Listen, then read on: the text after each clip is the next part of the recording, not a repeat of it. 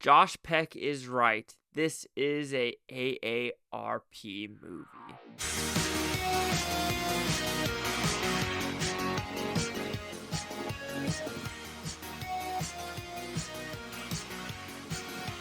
Chase Lehocky here with the Blue Futon reviewing Summer Camp. What's this about? Pretty simple premise. You have 3 friends who met at summer camp, and they went to summer camp for a couple years.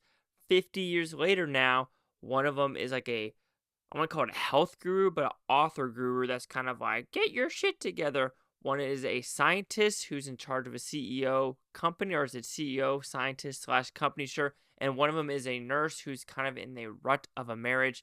But like I said, 50 years later, they go back to camp, and will they rekindle their friendship? What about the guys from back in the day? Will they get through any adventures? Let's find out. So, did I like this film? This is a hard one to review because there's nothing like spectacular about it, but there's nothing god awful about it. I do feel like it thought it was more funny than it needed, or it was, honestly. Yes, there are some good moments between Kathy Bates and Josh Peck. There's one good scene overall about dear shit. I'll just leave it at that. But just the overall movie itself, I hate to say unnecessary, but just the overall experience of when I left the theater and the credits were rolling, I go, what am I supposed to get from this movie? That life is short and don't be a workaholic? Is that all Okay, that's all I got from this movie.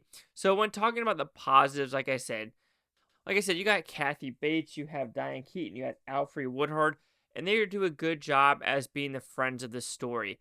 But other than that, I mean, like I said, it's just so simplistic. You're at this summer camp. Of course, you're gonna have like weird shenanigans, like a food fight, because every single camp story has a food fight. You also have kind of a love interest, always gonna be there. You have, the friends back in the day that are plastic and fake now. It's there. Check. It checks all the boxes.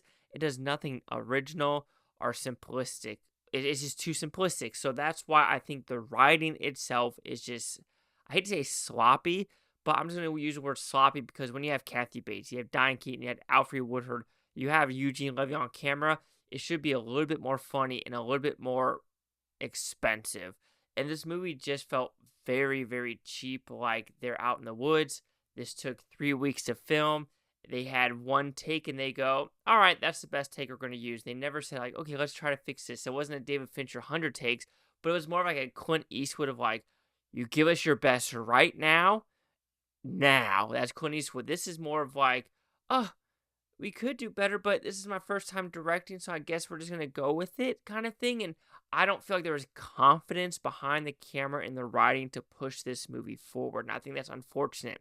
That's all I'm going to say about this movie. This is going to be one of my shorter reviews because, seriously, there's some fine acting in this movie, but when it comes to the technical aspects, the things happening on screen, it's just so milquetoast. It is so been there, done that it's at a point where if I'm repeating myself, it's gonna bore you guys, kind of like this movie.